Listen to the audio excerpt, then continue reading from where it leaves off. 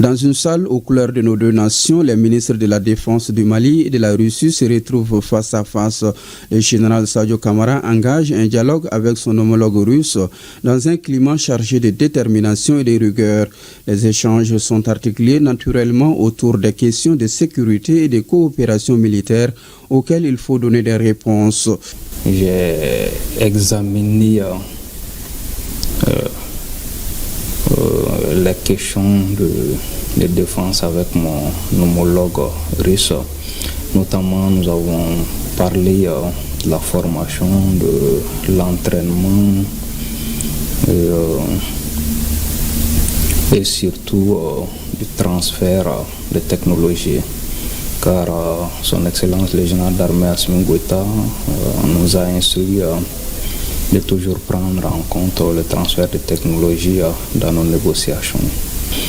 Et l'acquisition de matériel aussi a été abordée. Au cours de cette rencontre, le ministre russe de la Défense a souligné les efforts déployés par le Mali en insistant sur la volonté de son pays à fortifier les relations militaires. Selon ses propos, la priorité du partenariat est d'obtenir des résultats concrets. Le général Kamara a su établir les fondations d'une collaboration promoteuse alignée sur les aspirations maliennes. Le Mali et la Russie sont ensemble depuis les premières heures de l'indépendance du Mali. Donc aujourd'hui, je peux rassurer les Maliens que ça se passe très bien. L'avenir est prometteur, mais je laisse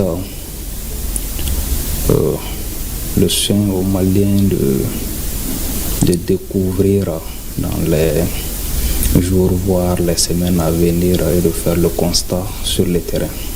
En définitive, le dialogue entre les ministres de la Défense illustre non seulement l'engagement de la Russie envers le Mali, mais également la détermination du gouvernement malien à affirmer sa souveraineté dans les domaines de la sécurité et de la défense en tissant des partenariats stratégiques.